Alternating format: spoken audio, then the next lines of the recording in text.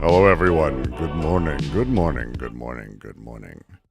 Hope all of you are well on this lovely fine day, on this lovely New Year's Day. Welcome to 2026. Weird world, weird time, weird thing to say. I'm going to be 46 this year. It's always a weird feeling, because when you're born in one of like the even like decades, the 6 always means something different to you. It's like, you're like, oh fuck, 6 is going to be in my age this year. God damn it. Just get to be an old fuck. And then we get to watch the world fully fall apart as we get towards election. Oh, because it's the midterms this year. And that's going to be just something that is politically going to be fascinating. One way or another, it will be in the history books. And that's never great. Welcome to the Quarantine Collective's ongoing reading of Klossowski's Nietzsche and the Vicious Circle. We are slowly making our way through the book and enjoying every moment of it. In fact, we're going backwards ever so slightly because I want to take a little bit more time through one of my favorite paragraphs in the book, which is right here in front of you. To go a little bit back, because I think we took a week off. This happens for illnesses and for various things. But as we're making our way through Klossowski's version of Nietzsche's eternal return, as per the vicious circle, it's important to be considering what he's doing and how he's going through this. As I've said each time, Klossowski is trying to rebuild Nietzsche's theories by combining all of his writings as if Nietzsche himself is himself performing the very acts he is talking about, as if this is not some obscure theorist discussing some obscure theory, but instead driving towards the idea that, hey, maybe, just maybe, this guy's actually going through these things. And since he spends so much time talking about the physical realities of things, what if those are actually part of this? What if all of these things are coming together? And this last little bit here that is sort of driving into this paragraph we're doing, I want to talk about a couple things that sort of come out of this. And I'm going to be not going through the text super close on these paragraphs because I'm trying to get to this next paragraph. When we talk about how we exist and how we have meaning, how meaning works for us, one of the things Klossowski uses a lot in all of his writings is to talk about the signs of everyday, the use of everyday signs, these things, everyday codes. Everyday codes require meaning be stable. The way that we talk to each other, even right now as I'm speaking to you, I'm using everyday code. I'm just talking in a way that will hopefully be explanatory enough, interesting enough, or have direct meaning enough that is referencing a herd understanding of what these words are. And this stability has to be grounded in something. It doesn't have like a magic stability to itself. It has to have some level of push towards this in order to function. In this, we're going through and talking through how the I in the grammar of everyday signs creates an illusion of coherence. The phrasing that he is going to use, and we're going to zoom in just real quick. I think I have my highlighter working today for Klossowski, which would make me very happy if that's the case. It is the case. Happy day. Because he says, this is a double manner in relation to the coherence of this thought itself, in relation to the code of everyday signs. Okay? According to the latter, I can only will myself once and for all, and it is on this basis that all my designations and their communicable meaning are constituted. I can only will myself once and for all. Identity has to cohere for communication to work. Part of every sentence that's said ever, and this includes what you're hearing right now, is a component called manifestation. Manifestation is the who is saying it, where it's coming from, etc. So that way, when I say that I am talking to you, that sentence can make sense. It can't make sense without that, man. If you didn't know who's saying it, like that might be the fun mystery you're trying to solve, but it doesn't have the same meaning as if you have manifestation. So when I say, I promise, I has to be the same entity that later does the thing I said I would do. So meaning is effectively successful reference across time, which means the pressures of it are to cohere, and it pressures the creation of the I, which is not, again, saying the same thing as it creates. Sorry, we watched Essential Salts bring this up last night. This is not saying that Nietzsche believes that there is an I that coheres and that consciousness creates it. No. The institutional fiction, and that's the thing that's happening here, the at-large herd gregariousness that exists as a delirium that we all share as we connect and talk. This delirium can vanish. But within it, subjects remain stable over time. Objects remain identical to the self that we've created for them. Predicates stick to subjects. Communication depends on coherence and stability. Language otherwise does not function, period. The second part here that he's going through, but to rewill myself one more time, indicates that nothing ever succeeds in getting constituted in a single meaning once and for all. This is genuinely like a stunningly incisive sentence. Part of the eternal return, part of the experience of it, the high tonality of it, the understanding and that disappearance to the place of it that comes with it is understanding that you're re-willing yourself. You will yourself back to existence. And it's the understanding of this is particular. Each reconstitution of you comes from scratch. That's it. The I who is willing is not identical to the I who was willed before. The I who I promise is not the same I as the I who does the thing. This is the fiction created by the shared delirium of sort of communication and herd mentality. Okay? This is following. It's important shit. So the big deal here is that meaning emerges through repetition with the difference of experience, not despite repetition of difference. This is particularly important because if we talk about meaning or the I or the subject, that it does, despite these things, it presumes that is a more real teleological center or ontological truth than not. But this is not that. This difference, this repetition with difference constitutes the I. Meaning emerges from it. It is constituted by this process. Meaning is an intensive production. It is not an extensive, external to us, stability. It is not that signs refer to pre-existing objects. It is that repetition generates difference. Difference produces effects that we call meaning. Okay? It's an incredibly complex thing to consider when you dive into it because it's basically a materialist semiotics. This is Yelmslev. This is glossomatics. Touches into this. This is glossomatics.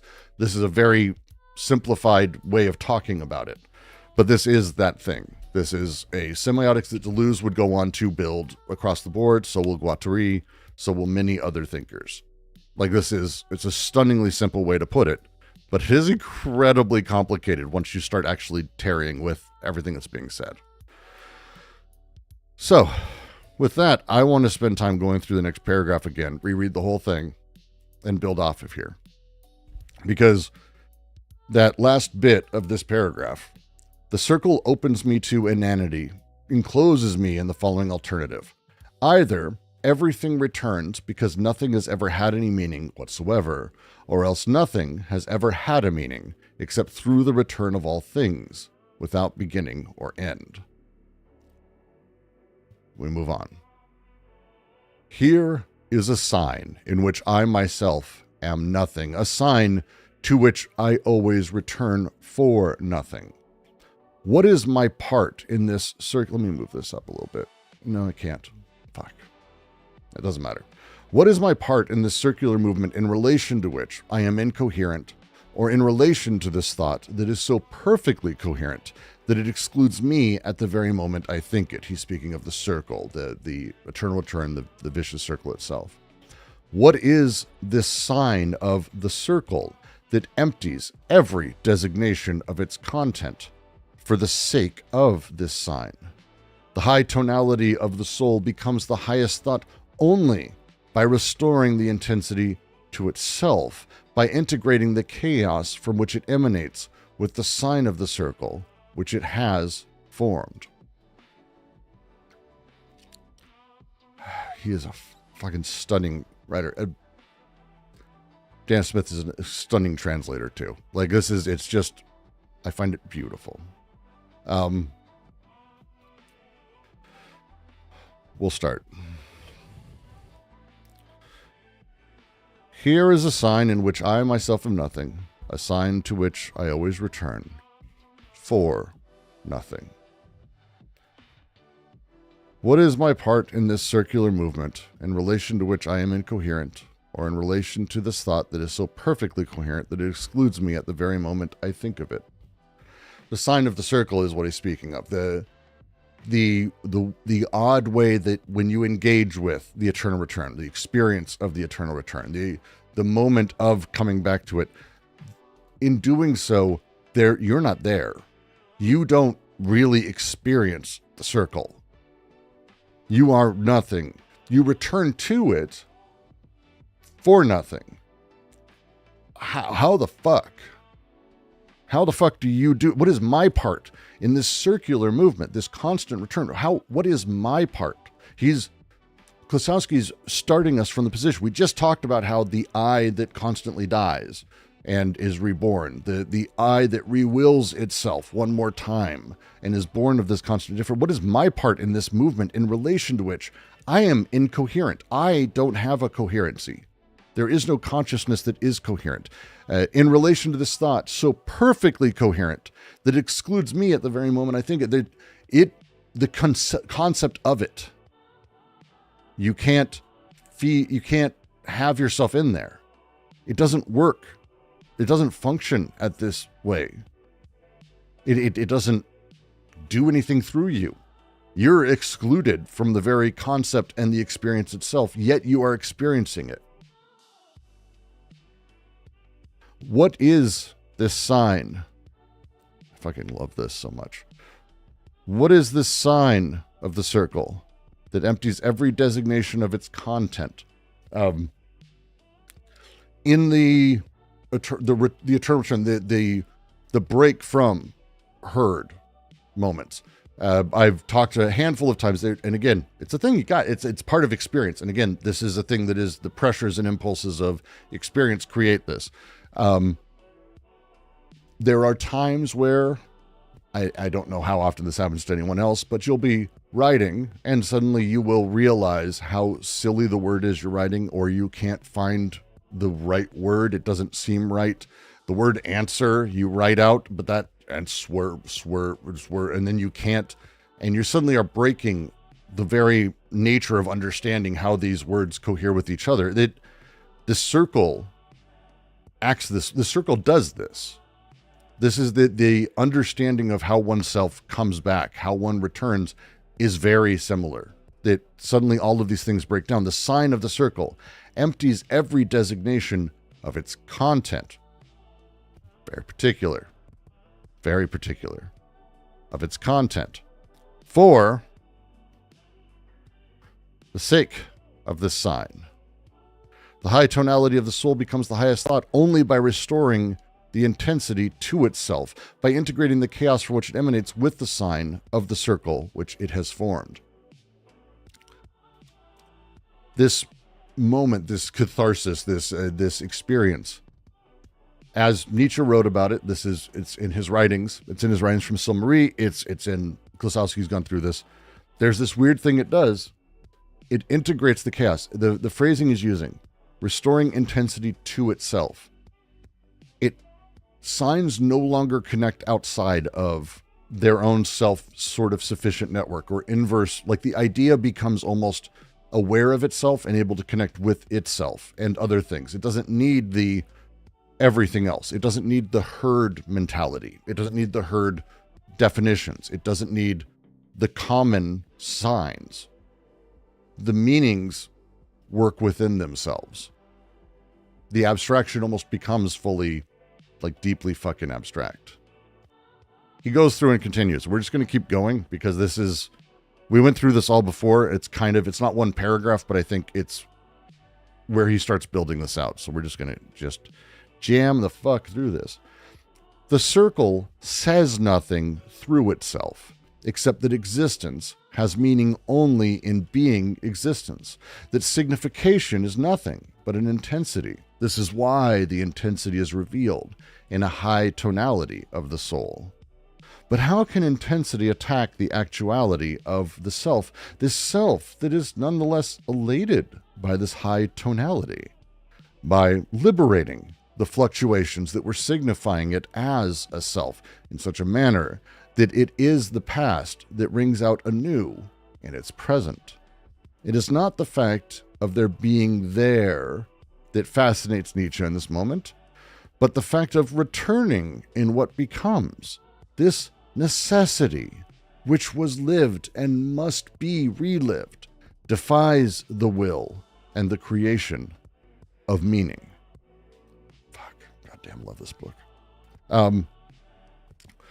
The circle says nothing through itself, except that existence has meaning only in being existence. Signification is nothing but an intensity.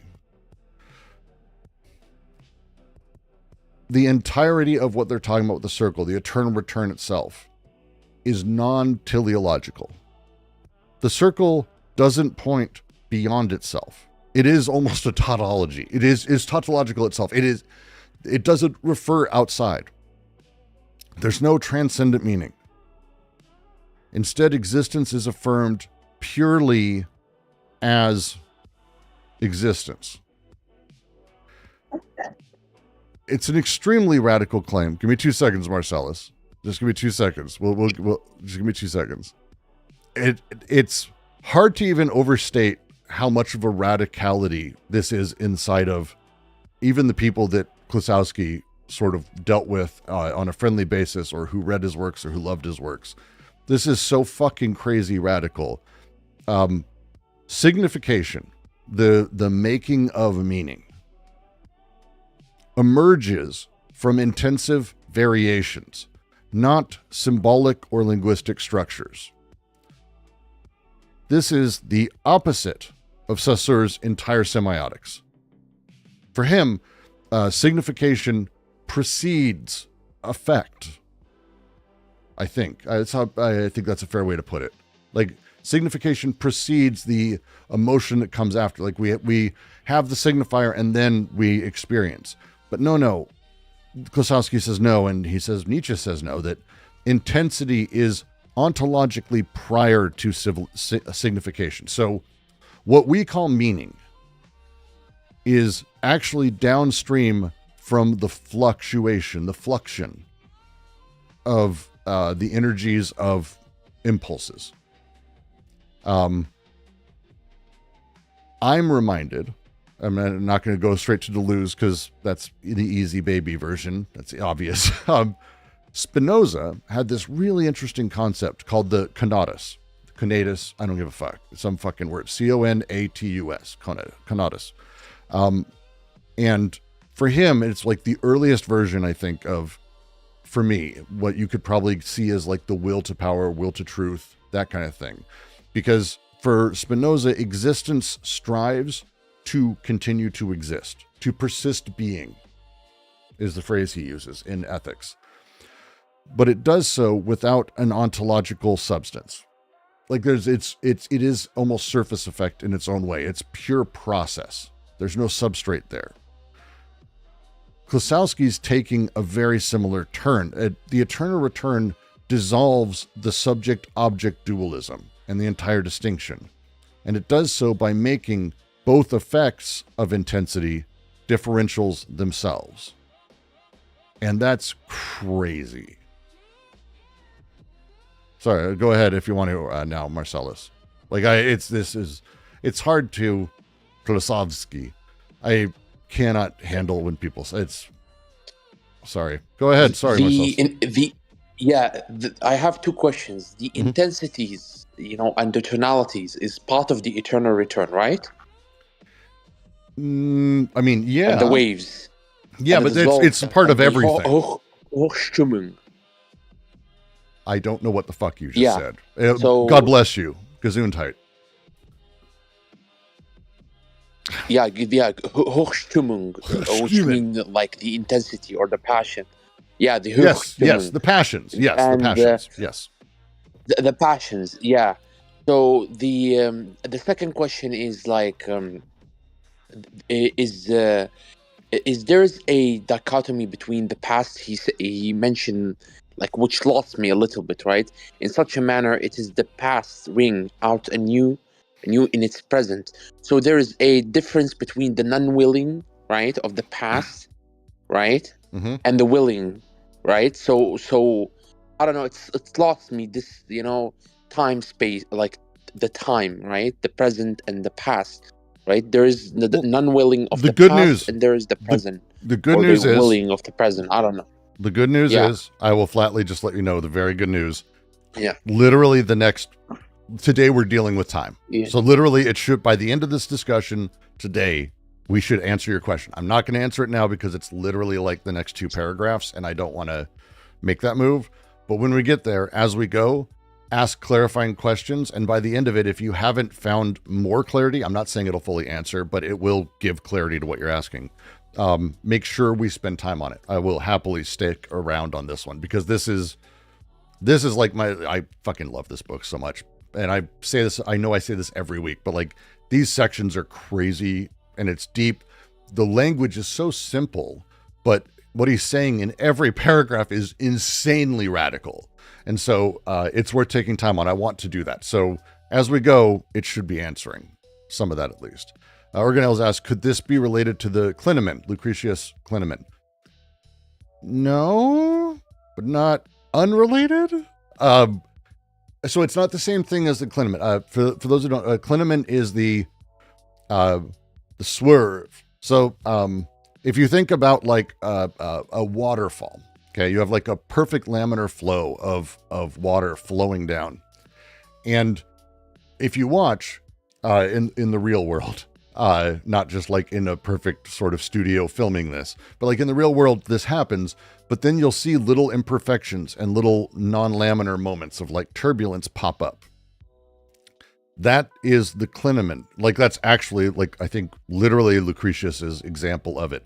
I know it's Michel Serres because I'm doing a fucking big thing on Genesis. And that's the example he uses of the clinamen. It's a great example of the clinamen. That's a swerve. That's the aberrant movement. Super important to all of this and absolutely necessary. This is a little different. This is, hey, how do we make meaning? Fundamentally, how do we make meaning? And like when you go about, how do we understand what words mean? Well, every day we have a shared general understanding of things. That comes about because of this process where I, through using I, generate stability within my own meaning, and you are doing the same. And from this, there's like a network effect of stability through all of the semiotic structures that we talk about. And Saussure said, well, that's clearly when you speak and when you're talking, you have an understanding of the words, and then the emotional affect follows. So you have like this, here's the sign, signify the sign, sign, and then emotion follows. I'm not getting the right wording right. I don't care. Wording doesn't matter. But that was his sort of cause and effect. This is a little bit different, saying, well, wait, this moment, this experience of the eternal return Nietzsche had, that others have had, that he goes through, like, this is not Nietzsche's alone, what a weirdo. But this is like a moment of enlightenment, or the experience of the circle, whatever. There's a lot of things people have called it. But it kind of reveals something, the way Nietzsche talks about it, because he's speaking about how the impulses kind of begin able to talk almost with themselves, that the meaning of words, how did Nietzsche put it? He would write brilliant pieces that only he would understand, and then immediately upon returning, he would have no idea what he wrote, because the meaning was self-contained. In the experience of the eternal return, it became self-referential. because there was no I, there was no stability, there was no herd meaning inside of this. But if that's the case, and I would argue Klossowski's made a very good argument of why, and so did Nietzsche. But if this is the case, this would reveal that at the base of it, it's not that the intensities follow signification, but that they make it. They make signification.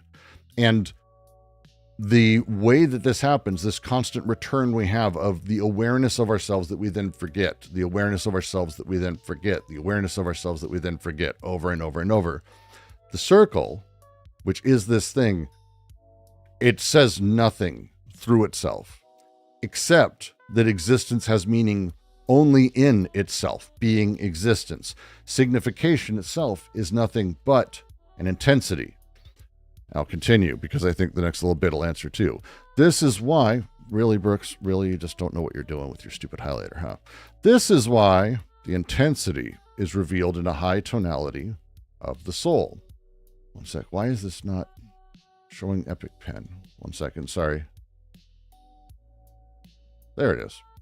Everyone's probably wondering, what the fuck are you doing, Brooks? I've been highlighting all this shit. None of you have seen anything. You fucking YouTubers, you need to fucking tell me this next time. Discord can't even see it. It's not their fault. You fucking YouTubers need to say I'm being a jackass.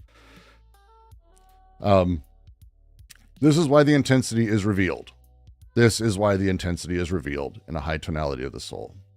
To sort of go back over for a few people who may not have joined or seen this. When high tonality is highfalutin language, but it's particular. And the phrasing that he's using here is the translation of Stimmung, which is the Nietzschean term. The French is tonalité, which is like mood or attunement that sort of covers the world. I'm being a little flowery with my language. So that's kind of it. And Klossowski in here has the word soul, which is in the French, but he's not talking about soul as like a metaphysical substance. This is the site of intensive registration. This is the way he's defined it before. It's the site of intensive registration, that there is this thing, this high tonality of the soul coalesces in this thing, this oddness. And this is because Nietzsche, when he talked about this thing, physiological psychology Nietzsche sort of built, for him, soul was about sort of these organized patterns of drive activity. The organized patterns that were there, the site of where this happens, and as it goes. So he says, this is why the intensity is revealed as the high tonality of the soul. But how can intensity attack the actuality of the self? This self that is nonetheless elated by this high tonality. A paradoxical sort of thing. Paradoxical sort of thing. Is the same intensity that produces this euphoric self-experience also dissolves the selfhood that is having the self-experience. Right? Like, yeah, sorry, the language you can get fucked up on this language so fast. It's wild. Yeah, I think that's how I'd phrase it.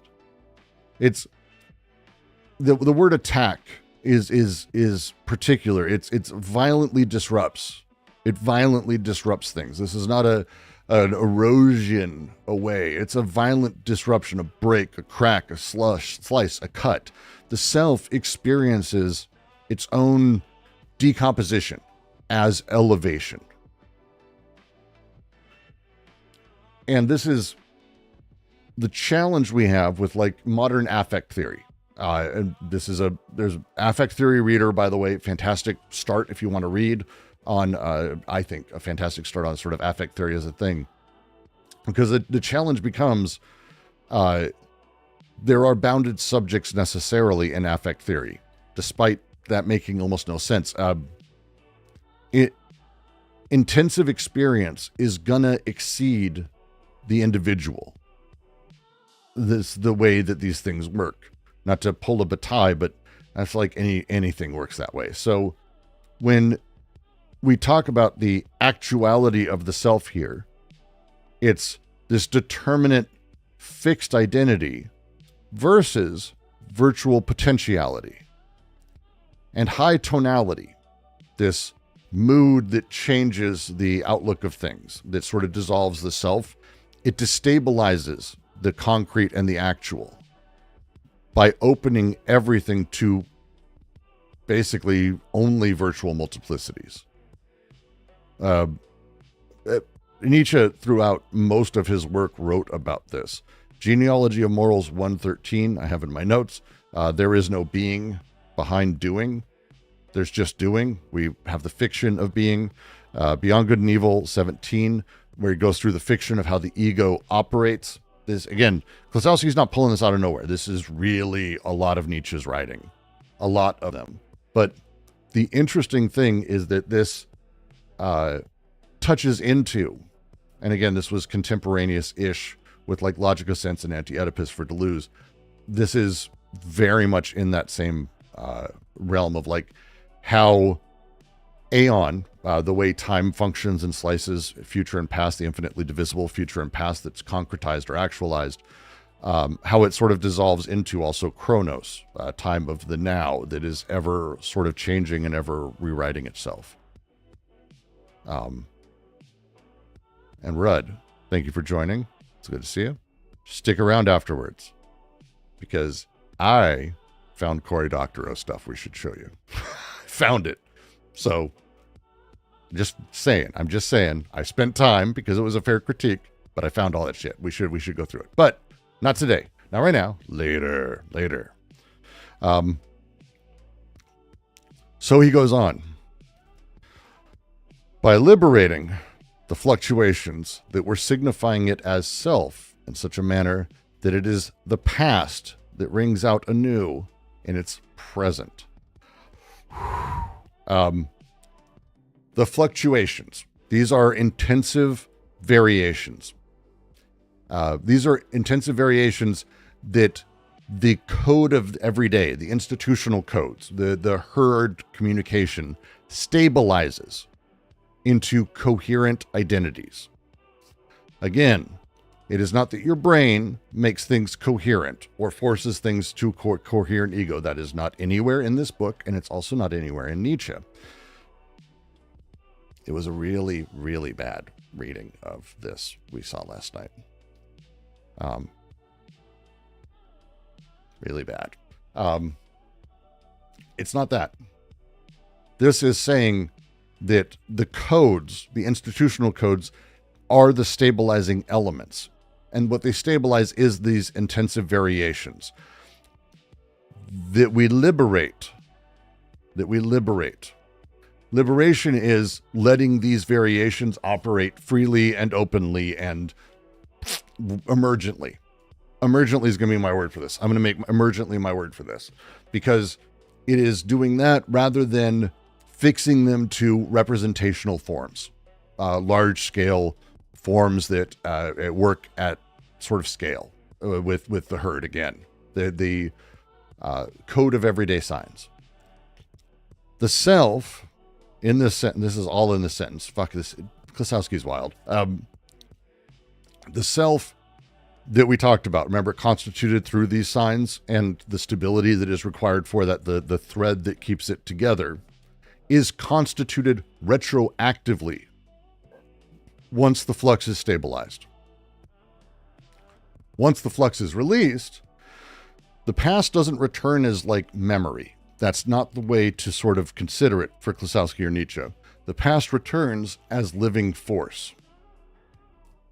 Memory is the crushing, the flattening, the stabilized version. But living force, in such a manner, it is the past that rings out anew in the present. Rings out is crazy. It's a resonance, a vibratory return. That you're talking about. It's sonar. There's a living physicality to it. Again, the impulses, thinking of the vibrations, the oscillations of things. This is not anamnesis that Nietzsche is decidedly fucking against. Klossowski and Deleuze decidedly fucking against. This is material repetition with difference. The past is not represented in present consciousness. That's not how it works. We've convinced ourselves otherwise. There's a great illusion around this of stability. Instead, what's happening is that the past is reemerging, and it reemerges as an intensive quality that differs from its own first occurrence.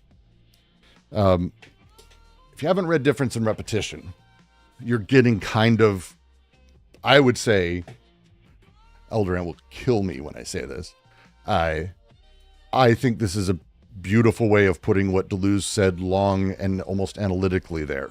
They're different books talking about the same shit. Eldoran and I, when we've talked about trying to convince, what does difference mean in repetition? What is difference? How does it function? What are these things? The question would be, when you see a forest, right, and you see all the trees, are they all the same tree? Of course not. When you see that one tree that's directly back from your, you're walking, it's directly in front of you on the path. You turn and you turn back. Is that the same tree? It is not.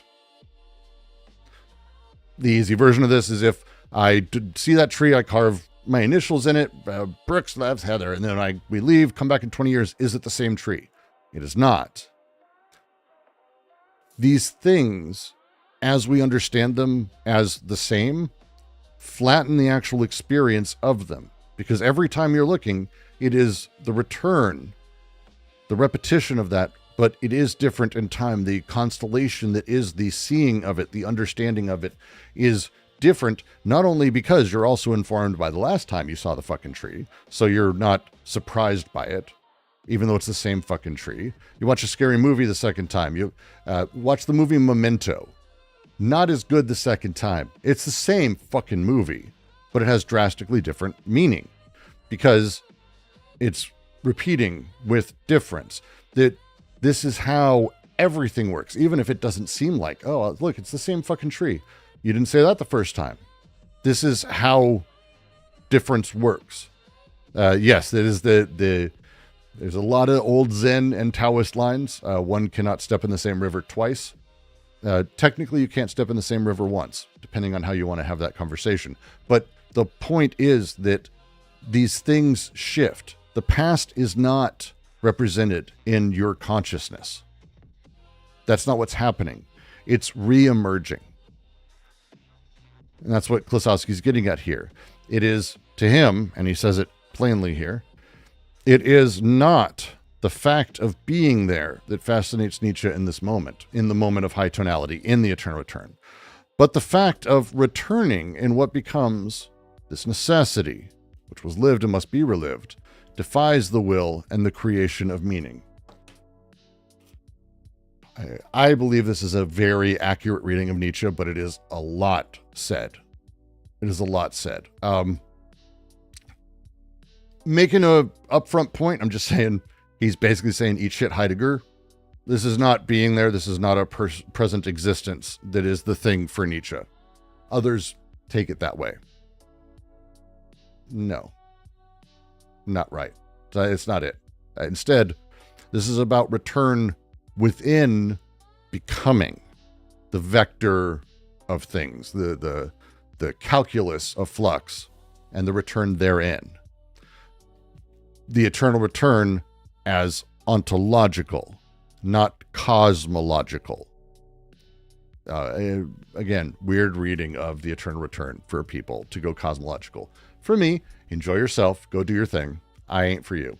And again, it's not that everything returns. It's not, all of this has happened and will happen again. Nietzsche has talked about it and refers to it in this way. But there's wording around there that people fuck with in order to get it to be this.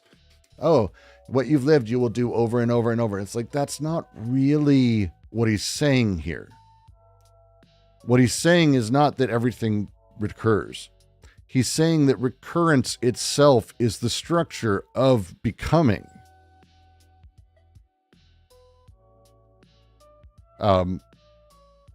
This necessity, which was lived and must be relived, defies the will and the creation of meaning. Necessity is incredibly important. This is amor fati, love one's fate. Klossowski is doing something here, though. Necessity defies will. You cannot will the eternal return. The eternal return happens to you, effectively. I would be hesitant to say he'd probably say that, but I'm simplifying it. You don't go, hey, let's do it. And then the impulses don't go, here it is. It's like, no, the will doesn't make this happen. It happens to you. Again, most of this paragraph, I think, is like telling Heidegger and Heideggerians to fuck off. Like, this is like, Nietzsche was not going for metaphysics of things, for will to power in that sense. This is not about being. The necessity is lived. Necessity is not known. It is immediate, graspable experience, not conceptual thing. It's experiential. And he ends, it must be relived. Must be relived is the phrase. Sorry to shit on Heidegger for a minute, but it kind of, fucking Nazis. What are you going to do? Must be relived. The must be relived is, again, amor fati, love one's fate. The compulsion we have to repeat what was not chosen. This is a little bit of Freud's death drivey type stuff. The repetition compulsion that people have. This is not about a therapeutic version, though, at all. But it's again, to just try to explain it, it's similar to that. This is the eternal return as perpetual repetition. There is not cure. There is not transcendence. There is not escaping. This is the mode of existence we have. We must imagine Sisyphus happy. We're not quite there. We must imagine just Sisyphus. Just this is the repetition of things, and that every boulder push is different. I didn't say happy. I know you didn't. I'm just building it out because that's the line. Actually, we must imagine Sisyphus is exactly the right way to say it. Well done. That's actually spot on, 92. I like that. Reflective Journey says, sometimes I think I get difference. Other times I'm like, if there's no identity, what is being repeated? Haha. Need to do a deep study of these things. No one is saying there's no identity. They're just saying there's no stability in it. There is a way that people find themselves existing after the eternal return experience. Nietzsche doesn't suddenly start calling himself Tom. He's still Nietzsche. Still aware of a lot of things. Still writes as he did. There is some stability, but it's not a stability in totality that exists outside of him. It is resonances and the return, the continual return. This isn't a thing that happens for like 20 minutes and then you have 6 months off. The continual repeating of difference itself. Continual. Constant becoming of that. Difference never stops. Everything is always different. What Klossowski is getting to that, Deleuze and Guattari's work post-Anti-Oedipus, where they start moving beyond just simply talking about the body without organs, which is itself a phenomenal concept, where they start talking more about a plane of consistency that is itself the thing that is written on, itself sort of its own, but it is not a thing. It's an ever-growing process. And again, Nietzsche would never say that no one has ever experienced I. That's his whole point, is that power structures, as they've been made through time, have reinforced those very things. He would never say that there were never slaves or masters, that slaves didn't experience being a slave or masters didn't experience being masters, that aristocrats don't experience that, like that Nietzsche didn't experience being Nietzsche. He did, like, this is not what he would ever say. Stability, Jamiron says, stability, rather fixation or stagnation, more like it. Yes, I want to avoid saying fixation or stagnation because those have very particular terminology when it comes to the subject, because the subject and the idea of the subject that's born through how we use language. I don't like using that. I state who I am. You understand me through how I talk about myself. So you can judge that next time I say I, it'll be the same I. It's important to you that I stay stable, that I be Brooks whenever, always. And when that changes, or when your idea of who I am shifts, that becomes the issue. Because it means, oh, Brooks was always that, I just didn't know. Really? So when we talk about stability, it's why I try to use that more. The stability of what a direct self is, that there is a soul, a being. This is the illusion created. There isn't one. The illusion's created. It's material. These things are material. This is a materialist view of things. This is not like, oh, you're just fucking mistaken because of ideology. No. This is particular illusions generated by the social space and how it interacts. And I would probably say stability is the mistake. Metastability is the better understanding. But, that would require probably 30 years on Nietzsche and saying, hello, Simondon, how you doing these days? Really good Simondon reader came out last year. I didn't do my best books of 2025, and I fucking need to do that. Yamp School, I am psycho-y. Hello. Is this high tonality of the soul like an awareness of pure flux that we are fortunate to be conscious of or find language for? No. But no. It is, I would just say, I won't be able to describe it better than Klossowski does, and Nietzsche does. It is a direct experiential thing that breaks how meaning operates without breaking meaning, which is weird to say. So it's a lot. It's a lot. It's a lot. It's a lot. But I'll leave it to that. I'm going to continue, though. Next little mini paragraph. There's a bunch of little tiny paragraphs here.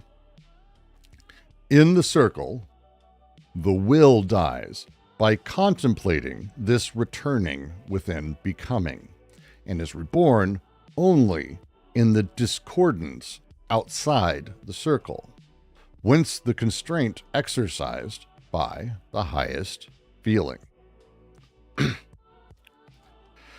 Okay, it's 2 sentences.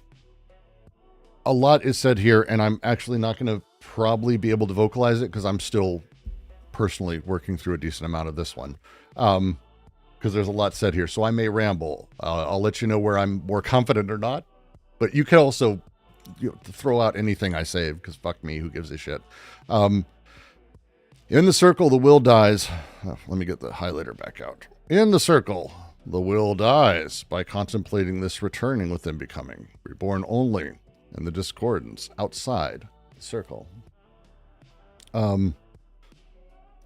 Inside the circle, will confronts its own inability to master the eternal return. Because again, you can't will the eternal return. This basically dissolves will. Will dies by hitting this point and going, oh, this ain't mine. This ain't for me. Contemplation here is fascinating. The use of the word contemplation, it does carry over from the French, and I really like this. Deleuze does this a lot whenever he uses the term contemplation too. It's particularly aimed at Plato. Because Plato's mode of philosophy was contemplation. Contemplation is a passive witnessing. There's a passive witnessing.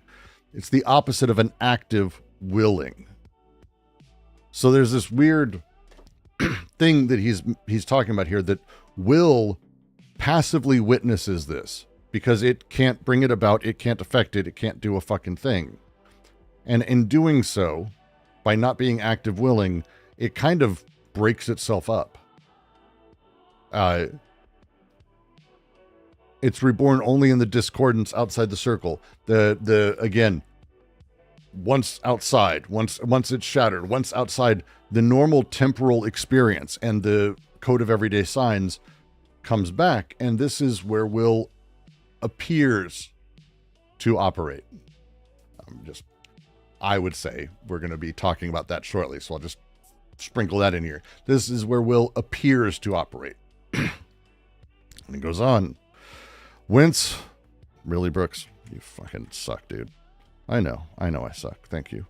Whence the constraint exercised by the highest feeling. The discordance outside the circle is particular, but when he starts talking about the constraints, the necessity of the circle, this is not freedom. This is binding forces, not crushed from outside, not the slavery of outside. You'd love Ben's input on some of this. You're not alone. This is where you have like really fun crossovers with like good classic like East Asian religions, Taoism, Buddhism, unless a few of the others, Zen, Buddhism, really phenomenal crossover in a lot of the language. There's not as many subtleties as you may think, August, actually. Wei Wu Wei, who's one of my favorite writers. He's a Western writer, but he's one of my favorite writers on Eastern sort of thought. You see a lot of this shit. It's almost mirrored. It's kind of amazing. Anyway, whence the constraint exercised by the highest feeling. The experience of the eternal return itself, when the mood has caught you, right? And you're seeing the world this way, it constrains by making certain modes of life impossible. So you aren't reactive in this. You're not resentful. Resentment is not possible here. There's no I to have that born. There's no other to have that born. Meaning doesn't exist in that way.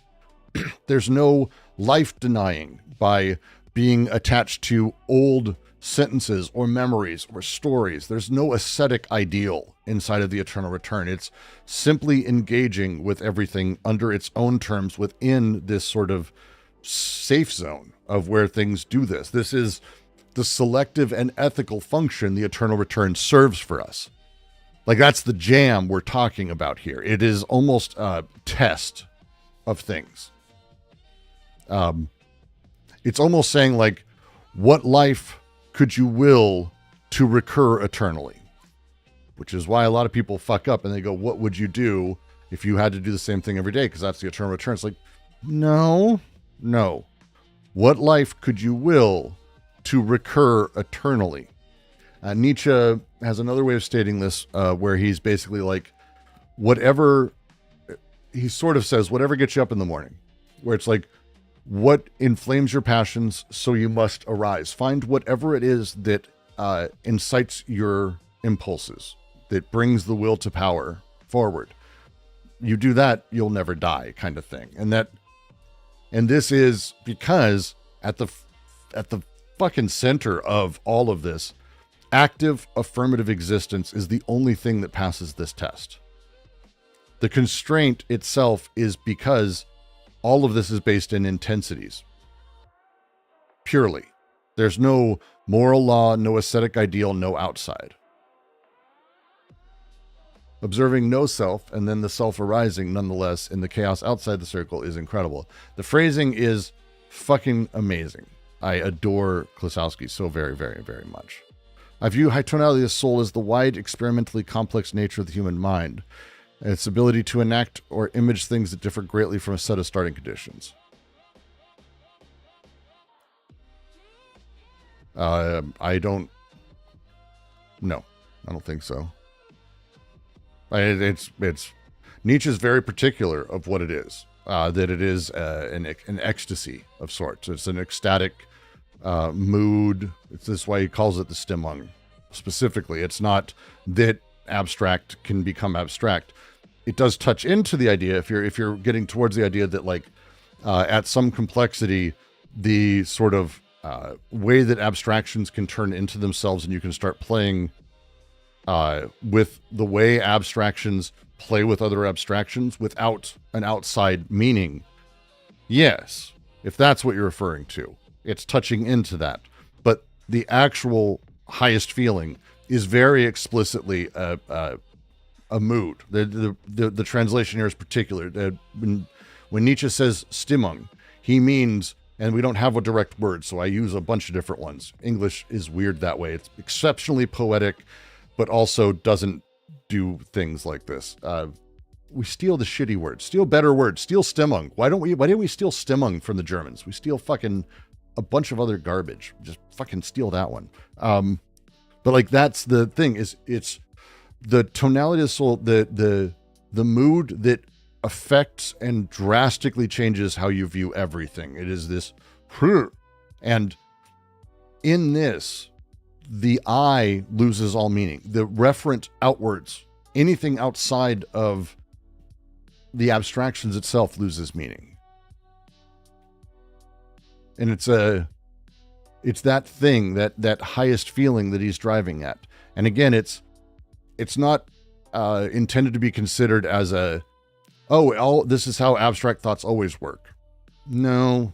In fact, that's generally the opposite. They usually are very aesthetically driven and pushing us towards a, dead nothing bullshit. But the living things, that's what we want to, if we can get abstraction back to true living things, that's kind of fucking, that's the jam. I would argue that's the jam. That would be my argument, I think, is if we can get like deep abstractions back to being part of the lived experience. That's pretty cool. It's a pretty cool thing to sort of consider. Reflective Journey says, on a more practical level, would you recommend meditation or spiritual practice for cultivating the mood? I have no idea. Is there a path of enlightenment in religious systems? This is one of those things that's like,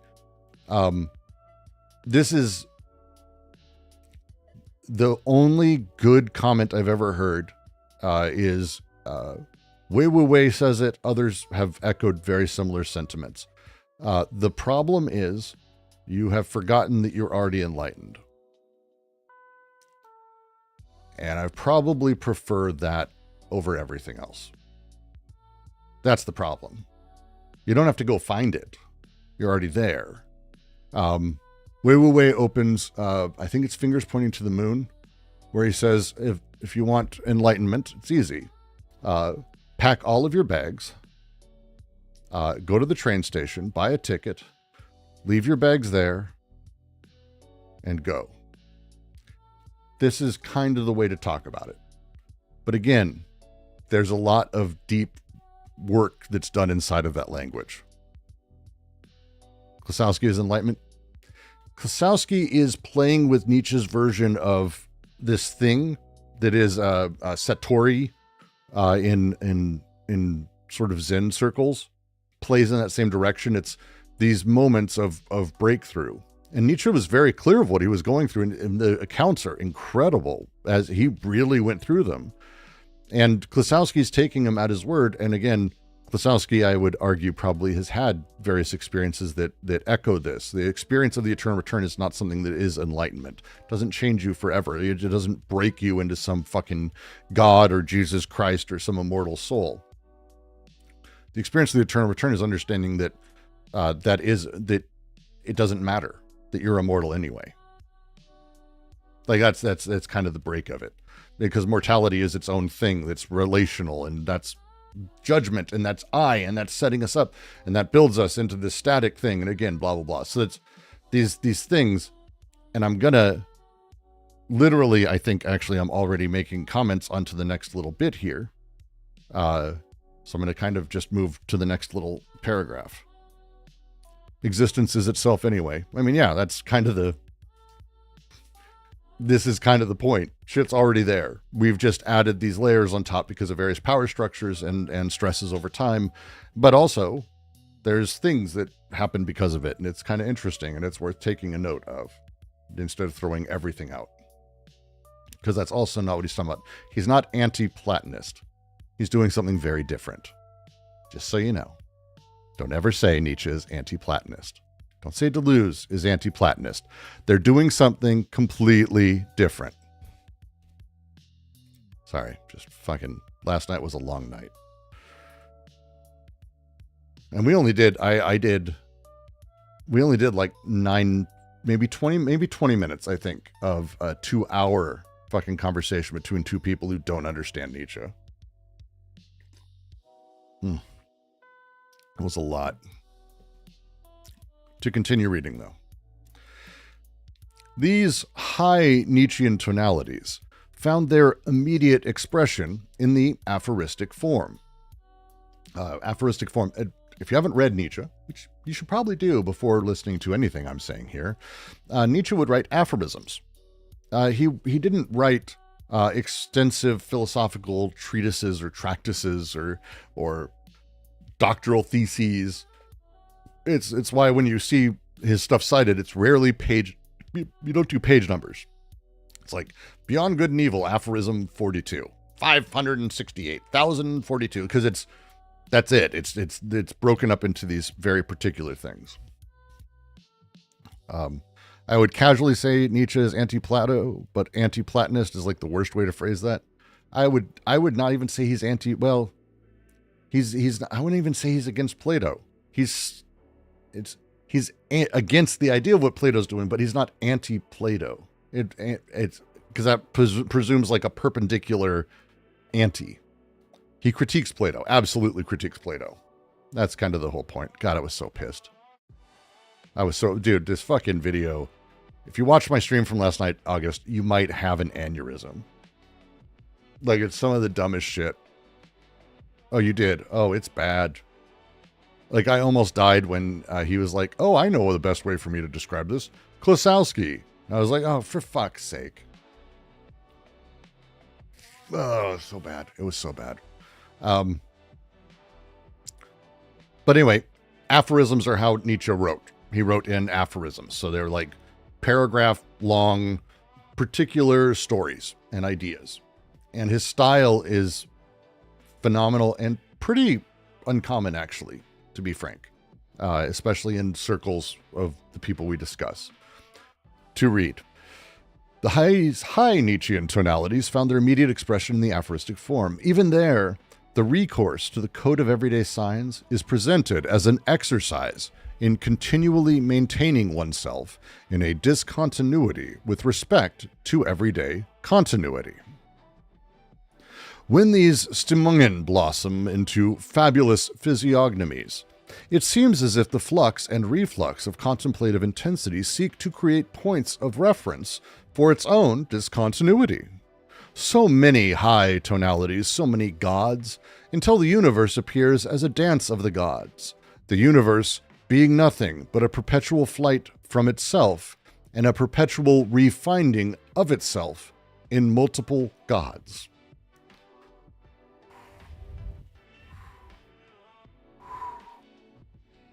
All right. Aphorism as philosophical method is really interesting to talk about. There's actually a lot of really good works on this. I like how Klossowski simplifies a lot of it. There's a lot of really interesting works on it because it's not pedagogical devices. Like it's, here's my thesis, here's my 3 supporting points, or here's I'm building this out. It doesn't really work that way. Because for Nietzsche specifically, he's trying to express intensity without stabilizing it into a coherent singular system. The aphorism style is basically necessary for Nietzsche. That's the argument Klossowski's making here, that Nietzsche's very concepts don't work if you turn them into a, well, here's how you do Nietzsche. It's these 4 things, and then you've got a system. Don't ever do that. Don't do that. Ever. That's not how it works. Smith keeping Stimmungen is so good. Again, I think that's because that's what Klossowski did. Klossowski translates Stimmungen in particular places, and Smith translates those into English. But where Klossowski left the original German, so does Smith. It's very clever. And again, dude knows his fucking shit. Like, he really does. It's such an interesting way to translate. It's an interesting way to write for Klossowski, too. The setup that we're talking about here is the way the immediate expression, which is the phrasing he's using here, enables this unmediated, non-dialectical development. There's no systematic architecture in Nietzsche. You don't go, oh, when I add aphorism 12 to aphorism 64, and then I also do aphorism 92, I get enlightenment. Like, it's not, it never works like that. It just doesn't. You can't really break it into processes even. He fucks with all of this.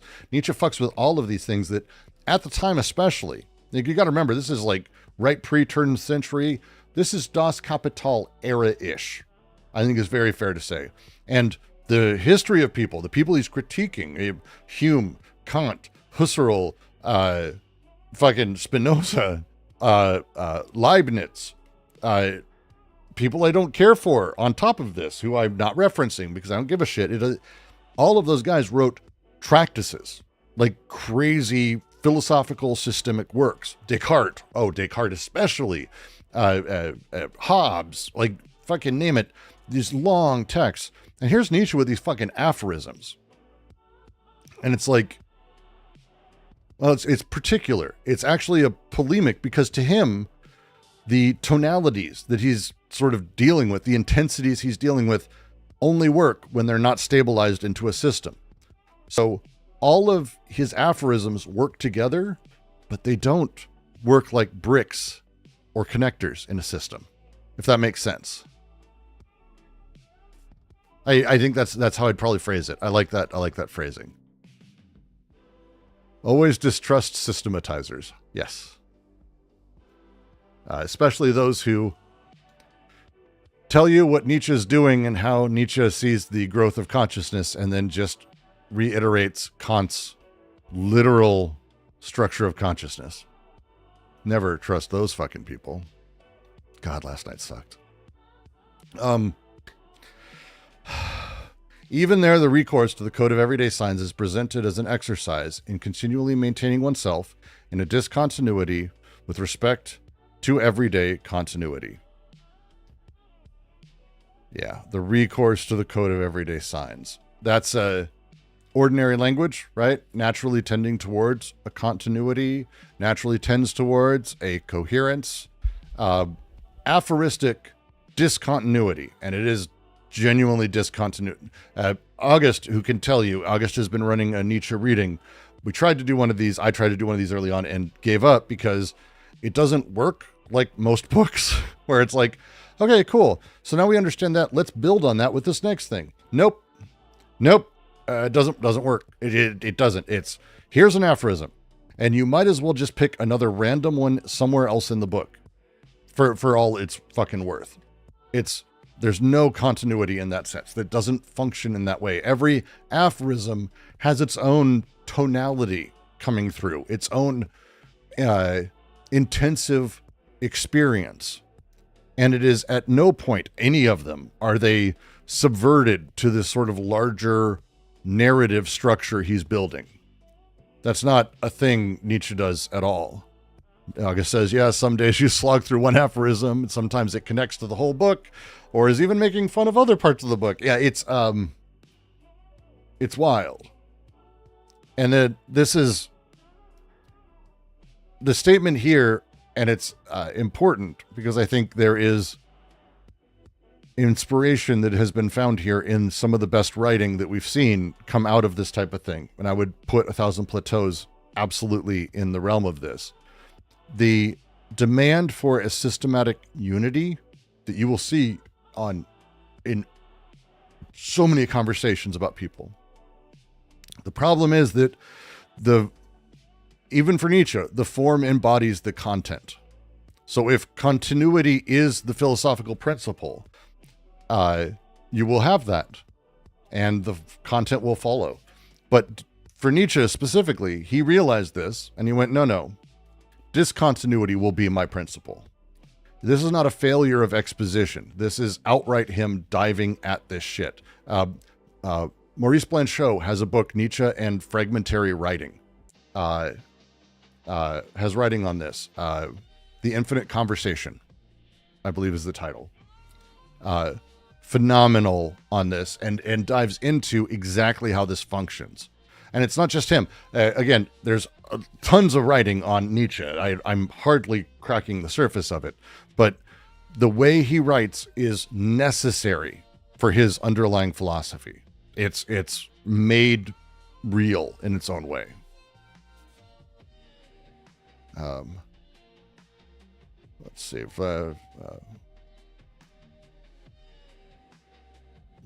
religious systems mostly consist of myth, rituals, faith, doctrines. Consider those components and examined related to enlightenment. Consider those things in relation to intensity.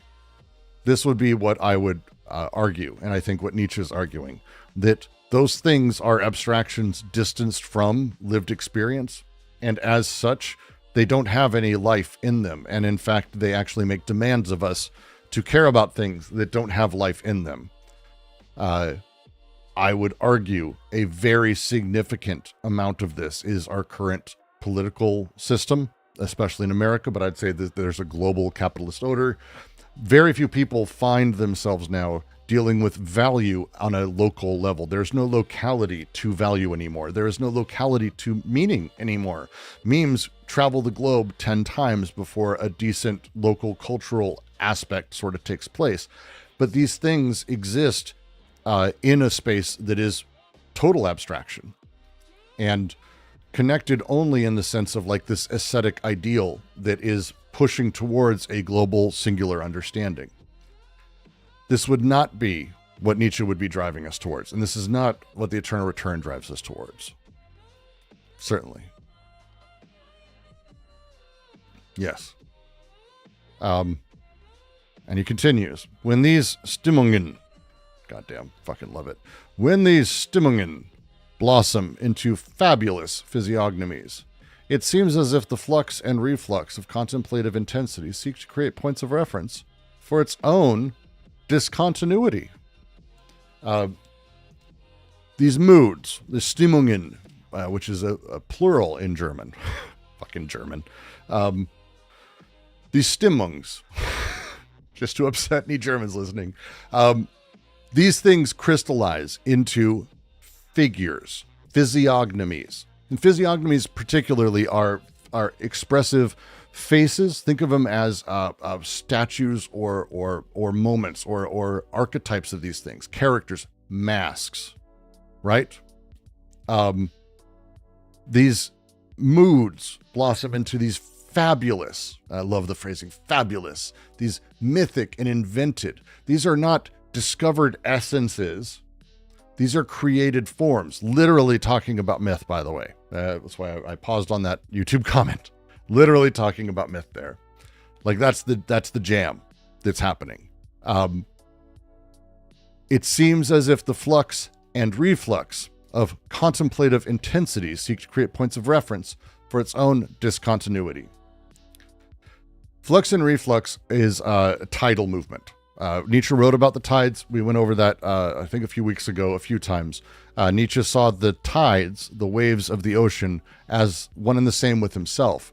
What does that mean? Well, that's because there is no such thing as a wave, right?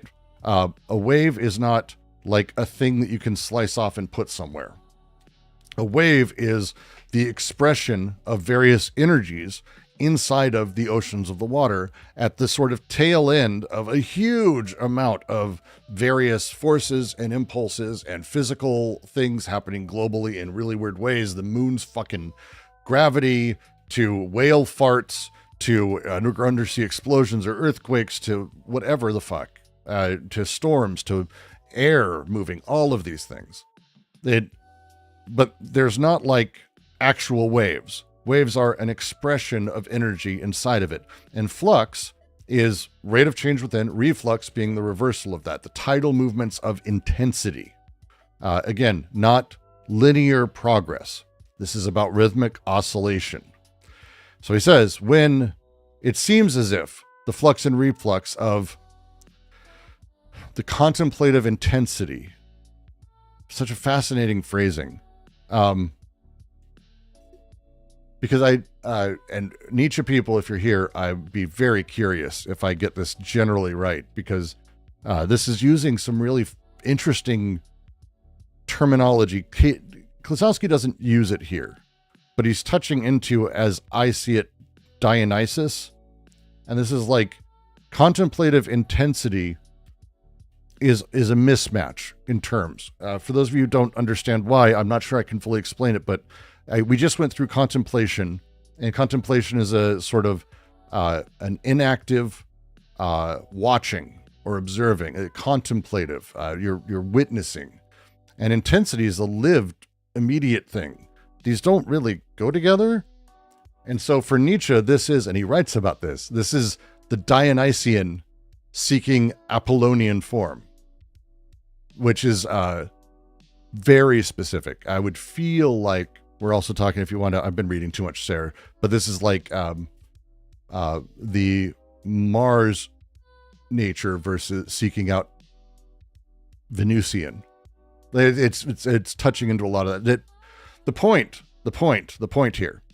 here is that points of reference that are for its own discontinuity are sort of provisional stabilizations that are being created in this. And this is intensity creating these. It creates, intensity builds temporary markers, and it does it for its own movements, these traces, these small little marks in time, these scratches in the surface of the recording systems. These little scratches exist, but aren't fixed permanently. This is the multiple masks of Zarathustra. This is Dionysus in his later writings. This is the Übermensch. All of these are points of reference for a discontinuous intensive experience. This is what he's referring to. When these Stimmungen, when Nietzsche has these moods, he builds them, or he doesn't build them. They blossom into these crazy myths and masks and stories.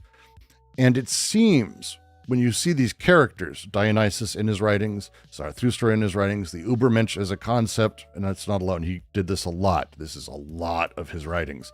It seems like contemplative intensity seeks to create points of reference for its own discontinuity. Yeah, they are brought forth, August. That's probably the best way to put it. But he continues, and this is kind of making the final bit of the point here.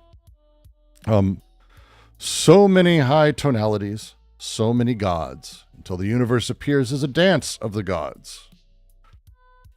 I'll get to the rest of it in a second. Every tonality, every mood is producing a god, not metaphysical. That's not. It's a particular god.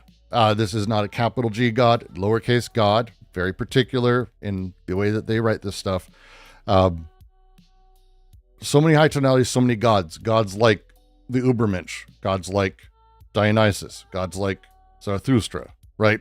These fabulous physiognomies that are points of its own discontinuity.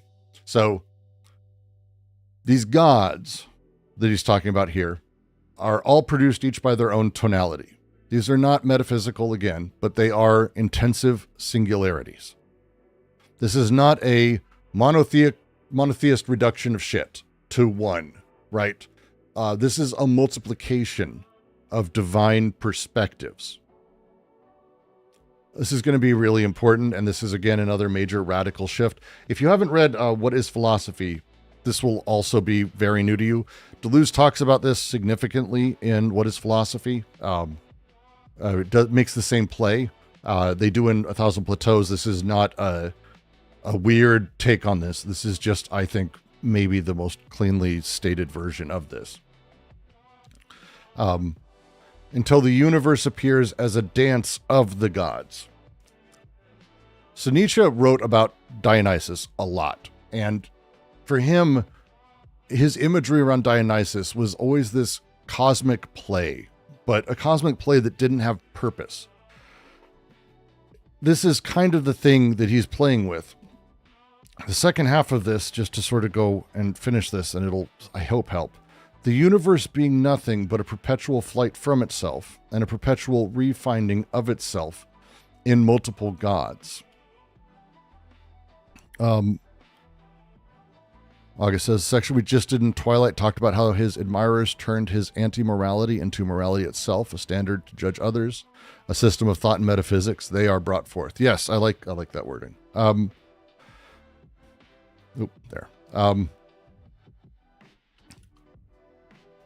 The flight from itself and refinding is so interesting. The ending here. It is the aberrant movement of differentiation and return. The flight from itself and the refinding. He's making radical statements about sort of everything here, but it's saying ultimately that the universe is not itself substantial. The universe that exists is a process of self-differentiation. Gods are effects of intensive differentiation. They are not the causes of it. The symbolic elements, whatever it may be, these are the gods, the singular elements. These are not causes. Oedipus, by the way, would go in here. He doesn't do that, but that's because a friend of his is writing another book at the time. Oedipus would go in here as a god. Deleuze did this in Logic of Sense. Same thing, using these Hercules, he does as well. Each of these gods, though, are not driving forth these other things. They are driven forth by those things. They are effects of intensive differentiation. Polytheism is not regression. Polytheism is the ontological truth of things as we understand it. The multiplicity is always primary. Always. Unity, singular, is constructed. He's saying here, the universe finds itself in its dispersal and differentiation. It is not gathering itself into one. Is Klossowski preparing a marriage as a source between Dionysian and Apollonian traditions? Sorry, that one is always giving me trouble. He's not proposing a synthesis of the two, Jamiron. He's arguing that what's happening is the Dionysian is trying to become Apollonian, as I read it. That's how I read it. Again, it's very particular. He's not saying these. He doesn't bring up Dionysus here. If you'll notice, I literally am the one doing that. Right? But he does talk about Zarathustra and other things. I have no doubt that he means the same thing here. With these fabulous physiognomies, these setups, the way that the Apollonian as opposed, they're opposite. But it's not that. It's the Dionysian trying to become that. The Dionysian becoming Apollonian. He's not synthesizing them. It's vectorizing them. That's probably how I'd probably say that. Because I'd probably argue that. I think I'd argue that.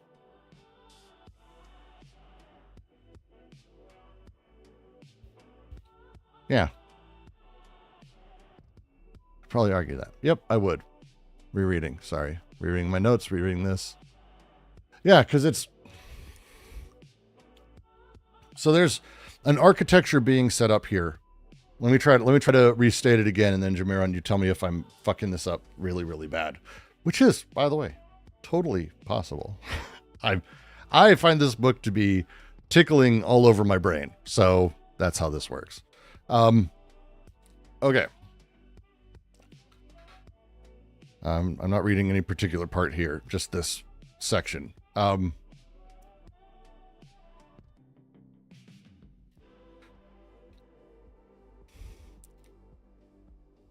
The eternal return is itself an intensive ontology.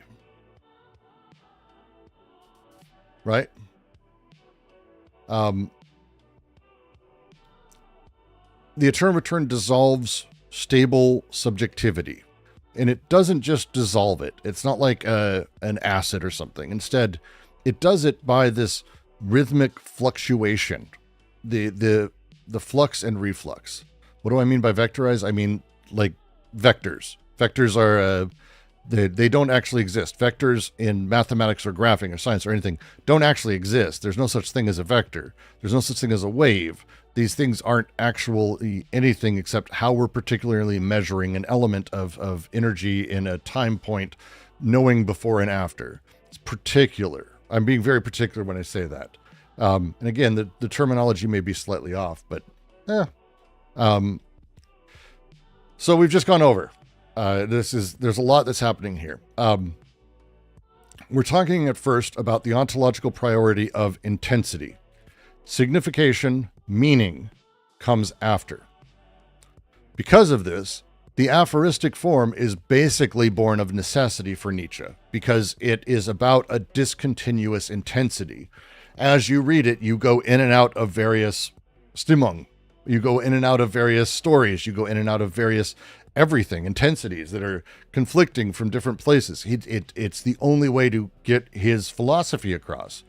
And with this also, an understanding of the self as a retroactive effect of the stabilization of the fluctuations. There is no self that is prior subject. There is no mind that is synthesizing these things. There is no you doing stuff. You are a retroactive effect downstream of all of this.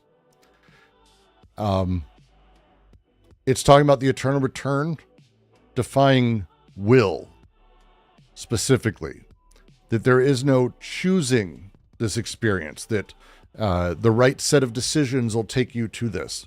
This ain't that. This ain't that. It's experienced of necessity.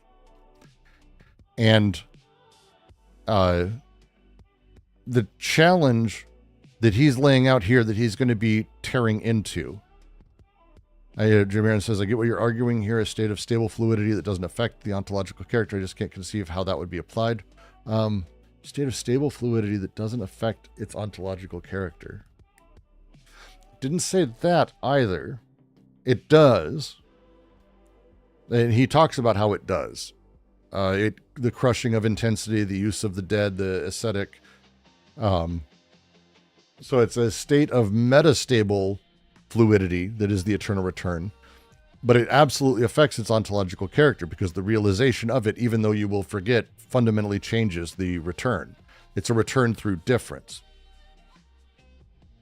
So it's again, I'm just going to say this is difference and repetition is what this is outlining fundamentally at that level, at least. Hey, Jimbo, how you doing? Nietzsche was a strong anti-dogmatist. I also wouldn't want one to fall into a skeptical state of suspicion of judgment either. Yeah, it's fair. In these paragraphs, one of the things he's building, and again, we're not at the end of it yet. So Klossowski's method, Nietzsche's method is you kind of don't stop because it's going to keep going because he's building tensions. That's what Klossowski especially is very, very good at. Things like how does intensity attack selfhood? It's being experienced by a self. How does it do that? Well, he's outlining sort of, and he'll be doing more of this. Sorry, pardon me. He's arguing more or less that the self that experiences dissolution is itself an effect of prior flux. And since there's no substantial ego, you only have perpetual production and dissolution of subject positions. So there is a stability, it's fleeting, and it's built quickly and then gone. That's the closest we get. Again, metastable is the term for this. The tornadoes have a metastability. They're born and die. We still see them as singular. You still see a tornado. You don't go, holy shit, that's a bunch of stuff flying around. What the fuck? There is a substantial thing there, but it's produced and dissolves in the various positions and emergent sort of conditions that create it. And this is the broader thing he's doing here. This sort of anti-dialectical, non-dialectical, sort of non-teleological philosophy of forces that he's extracting from Nietzsche here, that is purely working within immanence, that has so far, and he's done a good job with this, has zero transcendent principles inside of it. It's not bad. He's doing a good job of that, I think. As I read it. How's everyone doing with that so far? Is all this jamming, chilling? Is all this good? Because I want to get through at least the next few. When I say paragraphs, it's not the same as Anti-Oedipus, for those of you who've been part of that. I'd be hesitant to say becoming Apollonian like it's their direction. That's true. That's true. I'm adding to the text there, like very particularly. Like I am adding to the text there. It's something that's not really there. But like contemplative intensity is a phenomenally interesting combination of words. And that's why I grab it. That vocabulary is not used here. Flatly agree. But it seems as if the flux and reflux of contemplative intensity seek to create points of reference for its own discontinuity. There is, it does seem like residue, but Dionysian experience seeking Apollonian form feels right. That as it's sitting back intensely, in intensity, which is fucking, again, intended to be provocative, I think. But the points of reference for its own discontinuity it's creating. This is the creation of the gods, the creation of these elements, the blossoming into fabulous physiognomies.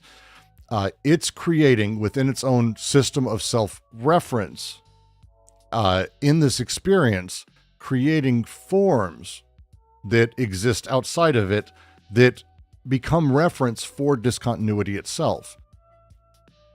It's such a weird phrasing, and it feels like that's like if there's like a sentence or two that like genuinely would be just incredibly worth spending hours on, it would be right there, because it's just a lot. You're hesitant to say it's exactly becoming Apollonian form. And again, it's not really, I probably misstated it a little bit. It's like the Apollonian form, the Dionysian experience, becoming Apollonian form. Trying to, or at least seeking that sort of safety, seeking that outcome, seeking that consistency, that continuity.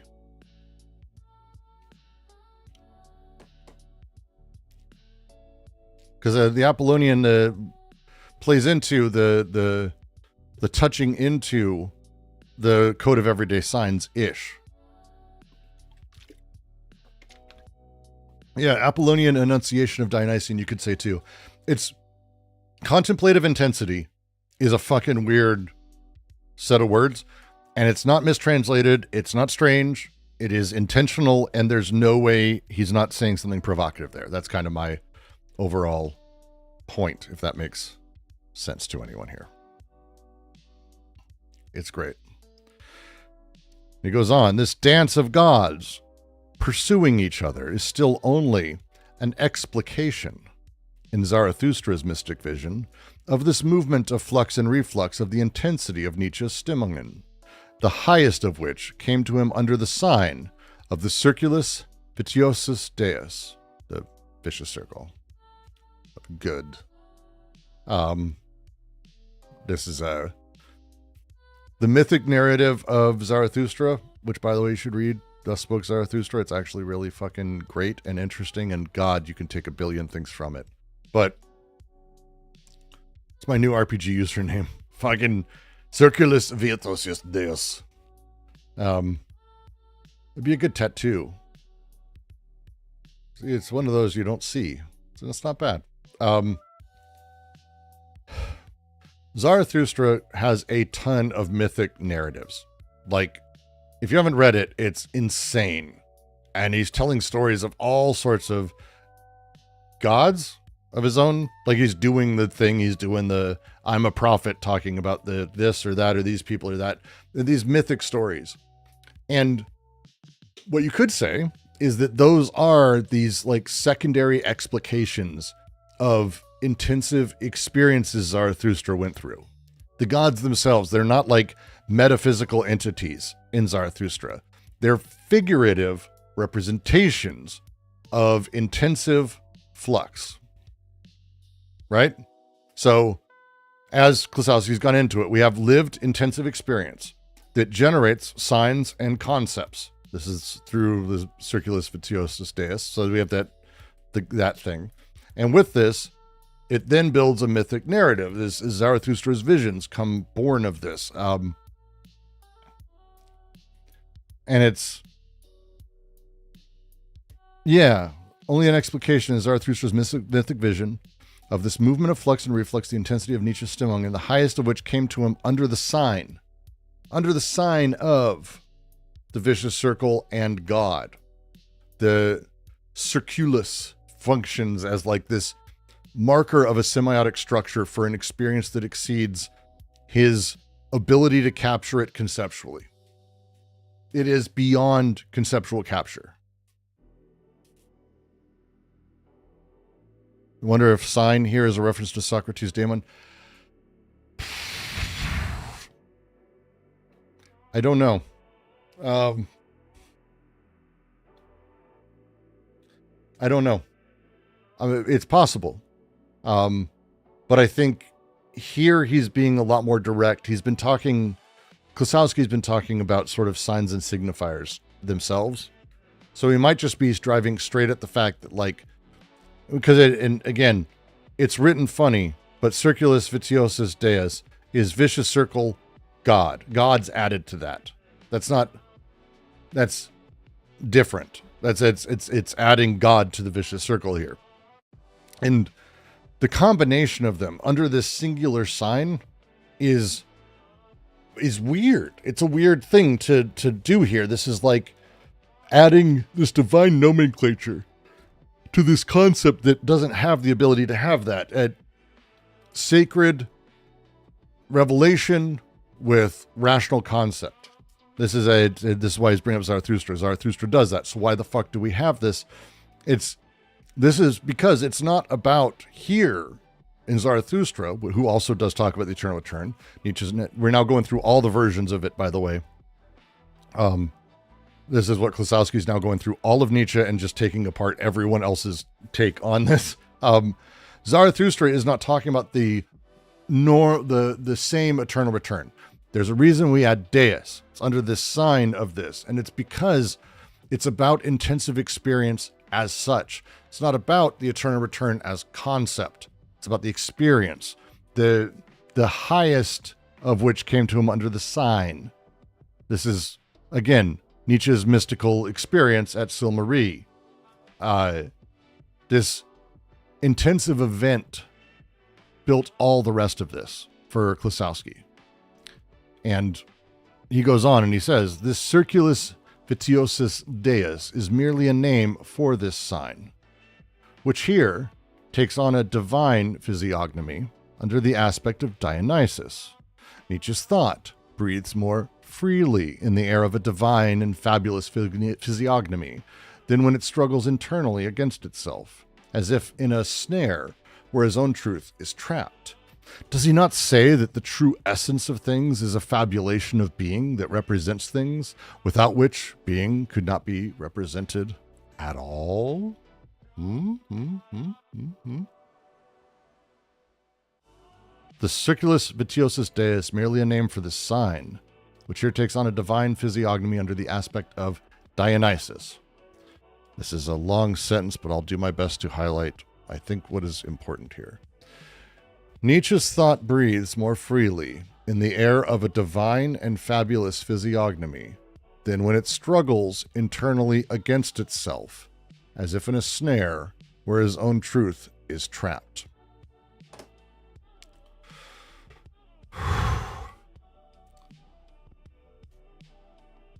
Nietzsche, when he writes about Dionysus, when he goes through this, when he has Zarathustra, when he has these gods, these things, Nietzsche's thought breathes more freely in the air of this divine, fabulous physiognomy than when it's struggling internally against itself. Dionysus is not some metaphysical god. Again, this is intensive figures, a mask, right? The statue, the mask, the outward thing that is made of impersonal force. Impersonal force speaks through this. right? Impersonal force speaks through this. And this is ecce homo, I think. I read this as ecce homo. This is Nietzsche's identification with Dionysus in ecce homo, where he writes about Dionysus versus Christ. Dionysus versus the crucified, not Christ. I'm splitting hairs with that, but I do think that's actually what its phrase is. But to say he breathes more freely here, in the air of this, a mythic speech, mythic writing, mythic tale telling is less constraining than this systematic, conceptual, philosophical, analytical, hyperlogical, grounded thing. This is how I read it, at least. The snare where his own truth is trapped. The snare is the thought that is dialectics. It is logical paradox breaking us and not letting us run through it. It is self-referential aporia. When Nietzsche is thinking through Dionysus, like as the mask, as he's wearing it, he's escaping the trap of having to consider truth.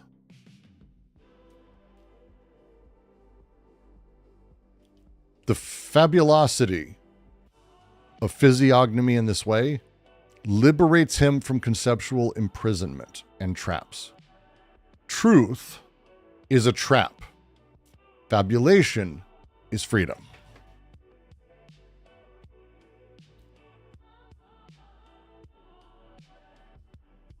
What's the meaning of fabulation? Sorry. It has a weird set of backgrounds, but the easiest version is the creation of stories. So if you think of Aesop's fables, you can maybe say fabulation. Like, it's not the right word, but it is very much that thing. You're not passively mirroring stuff that happened in the world, but you're telling a fable. So fabulation is like the creation of a story without giving a fuck about it. It's not mirroring the world. Someone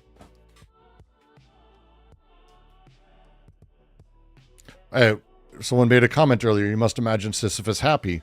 We must imagine Sisyphus. The joke is about Camus, and Camus wrote this incredible piece on Sisyphus and absurdity. But he does throw in almost a fable style telling about these things. Nietzsche did this a fuck ton, by the way. It ain't just Camus. There's a lot of people who do this, and it's incredibly effective when it's done correctly, when you're telling the story this way. The fabulation allows more room. It allows you to not give a fuck about truth in the same way. The light feet of divinity. I like that phrasing. I wonder who said that. Nietzsche. Nietzsche would say things in On Truth and Lies. He has that great sentence where he says, truths are illusions about which one forgot that this is what they are. Which is fucking crazy. But Klossowski's saying, that's Junior. That's Junior speak. You didn't go, I need to do Nietzsche more Nietzsche. I need to be more Nietzsche than Nietzsche. It is not about illusion versus truth. Fabulation is the process by which being becomes representable. You cannot capture any truly lived experience with facts. With mirroring the world. You can't. You necessarily need to add fable. D.D. Huberman. I have a long essay. I'm going to bring this up a billion times because it's one of my favorites. D.D. Huberman, I don't think knows, but he's making this point better than anyone in his book on 4 photographs. If you don't know the story, there's a lot that goes with it, but there are 4 photographs. The 4 photographs were taken by Jewish prisoners at Auschwitz or Dachau or Birkenau. It doesn't matter. It doesn't matter. Terrible day. It's a terrible day for people and a terrible place. But 4 photographs made it out. They were smuggled out, and they kind of just show stuff. They just show things happening. And there's an interaction that's needed between these. But Didi Huberman understands also that you can't just have the facts. Because at the time, people were writing saying, hey, American State Department, they are actively murdering tons of people and throwing them in pits and burning them alive and putting them in gas chambers. And the American State Department said, Jews, they're so neurotic. I'm not joking, by the way. That's what they said. That's what they did. It's a oopsie. It's a oopsie of stunning anti-Semitism. Just imagine that you're the guy in history books who's recorded as writing that telegram saying it's Jewish neurotic. It's fucking amazing. Imagine that. But it's because no one could believe just the story. They were relating the facts on the ground. But also the photos didn't really show anything. Not really. Like you could, what are they? Well, Didi Huberman takes pains to actually tell the story. And a lot of it's apocryphal because we don't know every little detail. We don't know every little fact. But he's not lying when he tells the story of what made it through, how these photos were taken, who took them, how they took them. You can make inferences to some point, but you end up telling the story. And he fabulates. He creates the fable of all of this. And it's not a lie at all. But it's not the truth, which is not really useful or even a thing that communicates anything meaningful in any way. That's not how any of this works. So for us, the question would be, for this is what Klossowski's pushing for. It is not about illusion versus truth. It's go read Didi Huberman's book. It's fucking, it'll ruin your life, but it's worth it. It's one of the saddest fucking things. If you don't know about how these death camps were run, you should. And I'm sorry, but you should. Like, I'm just sorry, but you should know this. Sorry, I just fucking stun locked myself in my head. It's a very depressing book, and it's absolutely necessary to read. But again, it's not illusion versus truth. Fabulation is the process that we actually allow being to be represented. That's the line here, without which could not be represented.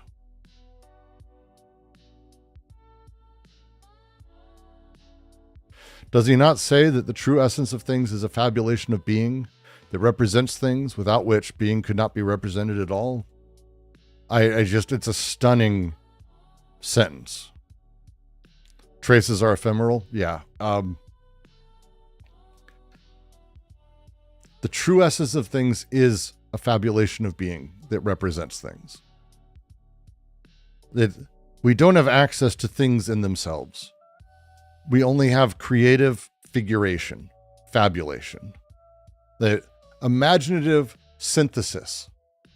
This is not about correspondence with a pre-given, known, measured, factual reality. That's not how it functions. He may be sort of pre-setting up some of the best writing on fabulation ever done by a guy named Gilles Deleuze. A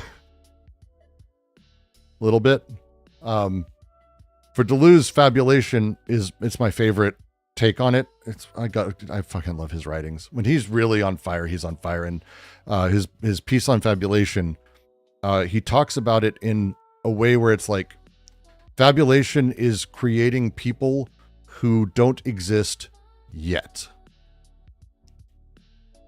And I love that phrasing. I fucking love that phrasing, because that's to me, that is the best way to say what Klossowski is saying through Nietzsche here. This is creation of people and things that don't exist yet. It's ontologically productive. It is not about deceptivity in anything. And he goes on. The high tonality of the soul, in which Nietzsche experienced the vertigo of eternal return, created the sign of the vicious circle. What was instantaneously actualized in this sign was both the highest intensity of thought, self-enclosed in its own coherence, and the absence of any corresponding intensity in the everyday designations. By that same token, the designation of the self, to which everything had heretofore led, was itself emptied. It's fucking Klossowski's ridiculous. The high tonality of the soul, in which Nietzsche's experienced the vertigo of the eternal return, created the sign of the vicious circle. Easy enough, right? This is not, again, signification producing intensity. This is not concept applied to experience. Experience built that, created the sign. Okay? And the vertigo, specifically, he's using it particularly. The vertigo, the loss of ground. That's what if you don't know anyone who's had vertigo, you've never experienced it. There's no down. It's really tough. It's kind of awful. It's a dizziness that's a profound dizziness, disorienting as a thing. You have no fixed coordinates in the world. There's types of it. It's a fascinating thing to experience, really weird. But the eternal return is not about consoling that. It's not about curing that. It is a destruction of orientation itself. Kierkegaard sort of played towards this. He talked about angst as being a dizziness of freedom. It's close. This is kind of playing in that sort of same space, I think. I think it's playing in the same space, but the deal that Klossowski's bringing forward here. Dottie, what are you doing? Hey, sweetheart. You want to show everyone your new jacket? Is that what it is? Come here, sweetheart. Come here. Come here. Oh, no. You okay? It's been cold here, so she's got a little sweater. And she won't let me take it off, which is it's new. That's great. She likes being warm. This is like the yin yang twins. I love you, Quat.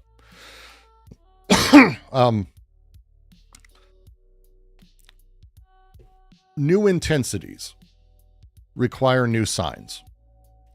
The vicious circle that we've been talking about, that we've been referring to, this concept, is not borrowed from any existing philosophical vocabulary that comes before this. It echoes things. I just mentioned things that are touching it. But it is emergent necessarily from experience itself.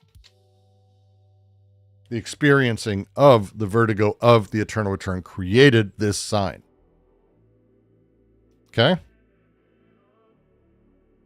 Yeah? Good. Good. What was instantaneously actualized in this sign was both the highest intensity of thought, self-enclosed in its own coherence, and the absence of any corresponding intensity in the everyday designations. And by the same token, designation of the self, to which everything has heretofore led, was itself emptied. Okay. So there's like three effects happening here that Klossowski's referring to. First is the actualization of this highest intensity, right? And he says instantaneously actualized. He doesn't use words randomly. This is not Klossowski doesn't accidentally start talking about stuff. Right? You following me? Like he's not, oopsie, I said words. Right? Is anyone here? No? Maybe? All right, fair enough. No one's listening. That's okay too. I'm not faulting you. Instantaneously is about talking about the character of this event. Right? This sudden breakthrough, self-enclosed in its own coherence. This thought, this concept achieves its own internal consistency. which is the logical structure of the eternal return. It's internally consistent, doesn't matter about the external at all. But it's also utterly singular. There's no comparability with it. You have light things, like I mentioned. You can sort of say angst here, you can talk about other things, but it is its own entirely. Then the second thing that he sort of gets at is absence of corresponding intensity. Going on New Year's hike with family, enjoy your hike. He's referring to there being this weird disjunction of everyday language, right? The vicious circle as sign is not commensurable with the way semiotics traditionally works, right? Like everyday signs, the codes of everyday signs, all that, they work at like lower intensity registers. So they definitely can't capture this experience, which is a high tonality, a high intensity, of the highest intensity. And then the last thing that sort of is a part of this that produces this is the emptying of the designation of the self. This securing the self as the ground of experience, everything had led to that prior, to which everything had heretofore led. That everything goes towards that. Everything pushes towards this stability of self. The eternal return itself evacuates the self foundationally. And because of this, the self is itself an effect. It's not a cause. It is surface. It is not depth necessarily. By the same token is the phrasing. These things aren't sequential. This is like the syntheses in Anti-Oedipus. This is not, oh, it's step 1, then 2, then 3. No, these things collapse together. This is the creation of a sign, its own incomparability, the dissolution of the self. This is plop together. And so as he's laying out, and all of this has been building its own semiotics, which is its own sort of incredible thing. Signs can be intensive singularities that don't function within the normal broad economy of signification. So like the vicious circle, that sign, it's not a fungible sign. It doesn't work otherwise. It doesn't work with other signs or swap in and out. It builds its own intensive space. And then he ends, and this is the end of the paragraph. This will be the end of the reading today too. Oops, I need to bye-bye highlighter. For in effect, with the sign of the vicious circle as the definition of the eternal return of the same, a sign befalls Nietzsche's thought as an event that stands for everything that can ever happen. Let me say that again, because I fucked up. Nietzsche's thought, a sign befalls Nietzsche's thought as an event that stands for everything that can ever happen, for everything that has ever happened, for everything that could ever happen in the world, and indeed in thought itself.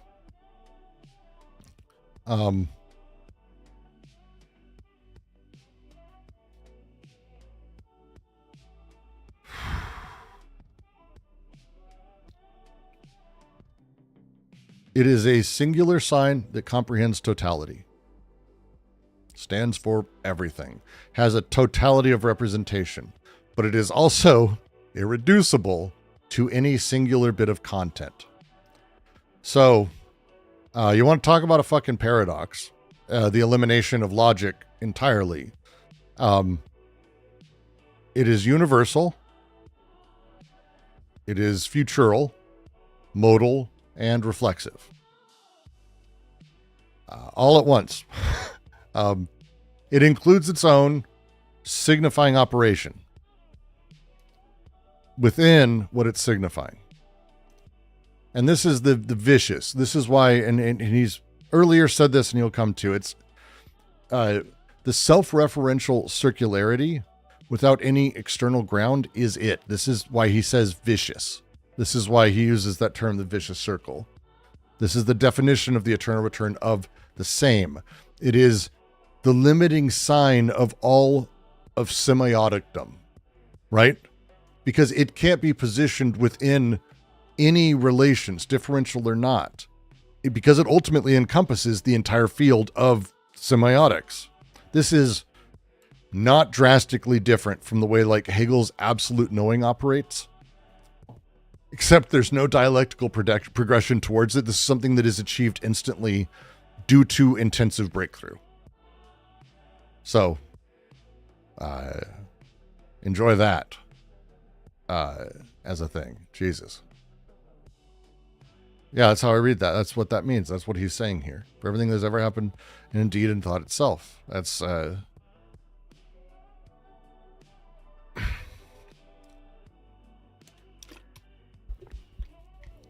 I think it does what Deleuze's concept of event interesting. This prefigures it, and I think anticipates it almost, and does more. Badiou's event, same thing. Badiou's event, I can't even. Yeah, this is pure becoming. This is like the entire project here that he's laying out is like a post-metaphysical ontology focused on the intensive and its production of signs. And with that, its production of signs and selves and entire worlds as effect, not ground. And it's the vicious circle, the eternal return of the same, the concept of the eternal return of the same that sort of reveals all of this. That everything, all events are returns of difference. All signs are necessarily intensive singularities. And every self is ephemeral, metastable, impersonal forces.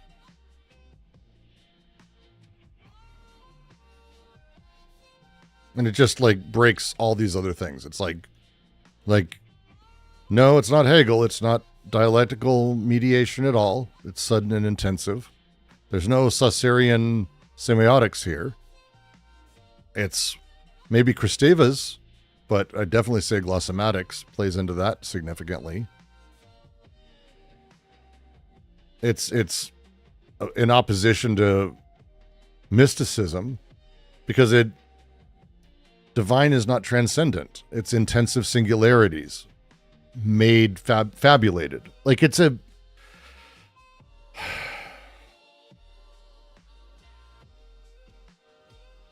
well, my brain needs a break. That's 2 hours plus. And Red, I know I promised I'd stay. I'm not staying. Did that help, Marcellus? Did that help clear anything out? Because I said we were going through what you were saying. Did it end up doing that? Yeah, but I mean the difference between the past and the present, like the non-willed, and what is relation to the effect of the sign of vicious circle, in the sense that the eternal return of the same, right?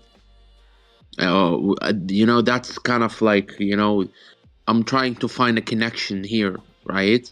I understand about the intensities, right? Yep. But the kind of the part of the non-willing, right? The non-willing kind of thing, correct. Well, so just to say, that's just to kind of I'm fine. Just to read a sentence, the high tonality of the soul, the ecstasy, in which Nietzsche experienced the vertigo, the groundlessness of the eternal return, created the sign of the vicious circle.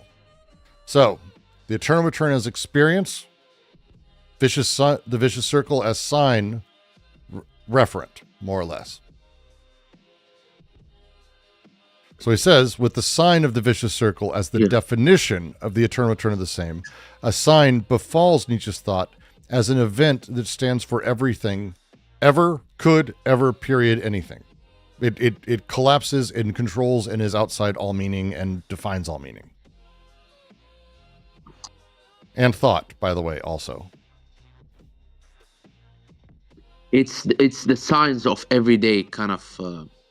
The sign is kind of empty, or let's say it's the body without organ.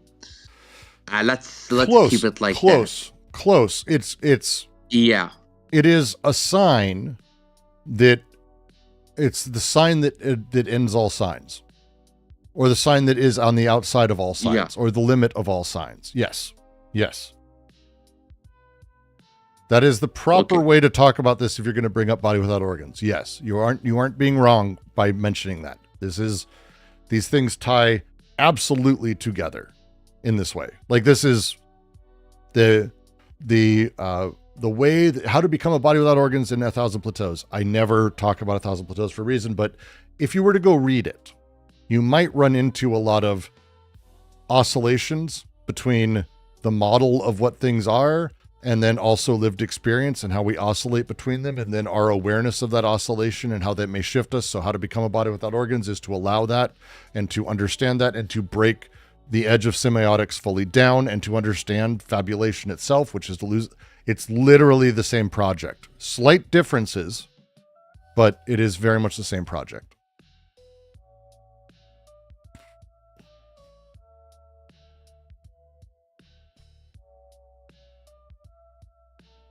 All right. AKA elevated state of the truth within space-time, metastability, etc., so forth, not fixed outside of it. Sort of. It's not fixed outside of it, but it's also standing in for all of it.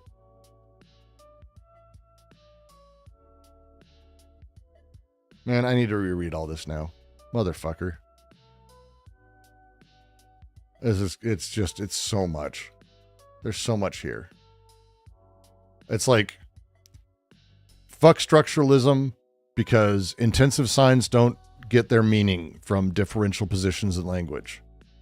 They get their meaning from singular intensive qualities. These things are non-fungible. These things are not exchangeable. Intensive signs don't work in structuralism. Fuck phenomenology, because the sign comes to consciousness. Consciousness doesn't constitute the sign. So, event has priority over intention. Fuck dialectics, because there's no progressive development towards absolute knowing. Absolute sign is something that arrives instantaneously as a chance event of necessity, not teleological achievement.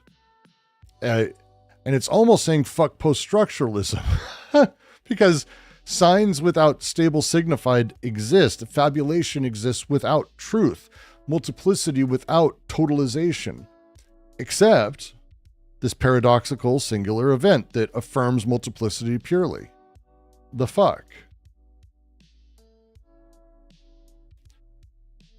To prefigure next week, though, because it's the next little section here, there's problems that are popping up. If you're not seeing them, it's fine. He'll get there. It's literally the next thing. But one of those big ones is going to be, wait, how the fuck do you talk about this then? If the sign is beyond compare, if there's no comparability with any everyday designations, which we've now said many times, how the fuck are we reading about it? What the fuck? Are you fabulating Nietzsche? Is that what's happening here? Are we fabulating Nietzsche? Hint, hint, hint, hint, hint. Is this true though? That's my favorite response. Is this true though, Brooks? Every time someone's asked, is this true? I fucking have loved every moment of that. It's happened a lot in this reading, and it's hard for me not to say, it's hard for me not to respond directly.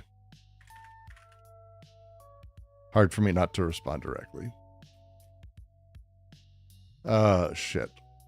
Let's see. Who is live? Is there anyone I can send you towards, or did everyone else decide they weren't going to be doing any of this? Oh my God. Fucking The Necessary Conversation recorded a second episode already after yesterday's. I adore that this happened. I may watch it later. This breaks me. But yeah, thank you all for joining. Have a happy new year. I hope you do. I'm going to go enjoy my new year with my kids, cook some food, relax a little bit, try to actually enjoy a day of things. I've been cleaning my office. It is a nightmare behind me. You can't really see it. You can see my kid's chair here. I rebuilt my chair. And I've got someone made fun of my squeaky chair. but it's because I'm fixing it. See, now it goes way higher. See, there we go. Look at that. I had to replace a gas cylinder because the gas cylinder was breaking because I am a gigantic person and nothing is built for me. Yeah, been cleaning. It's not good. It's a thing. I'm trying to do that today. Figure it out. But thank all of you for joining. We will try to be doing this every week. Anti-Oedipus is taking a break for a week or two. I'm going to end up doing streams around that time. Someone asked for a couple things, like what are some great books to read leading into or around your AO reading? And someone else asked, what are some great books that follow on? Like, once you've read AO, where can you go for good secondary building on these ideas? And I have suggestions. We're going to do a stream of going over a bunch of books behind me. I'll probably turn it into a series of shorts too, which will be fun. So, and then after a couple weeks, we'll be getting back in and doing Anti-Oedipus Take 4, which will be a full podcast from the beginning, whole thing. Peace out, Brooks. Oh, Gemini, there. That's who you are. A podcast from the beginning, whole thing. Sorry, you're unmuted now. Oh, Gemini, there. That's who you are. A podcast from the beginning, whole thing. Sorry, you're unmuted now. Oh, Gemini, there. That's who you are. OF. I unmuted you, so I don't think he realized. All right, I could still hear myself through everything. Appreciate it. It's good to see you. I'm glad. Enjoy yourself, Geese. You sounded Irish. Which is good. It's always fascinating. But otherwise, I'll see you all, I have no doubt, soon enough.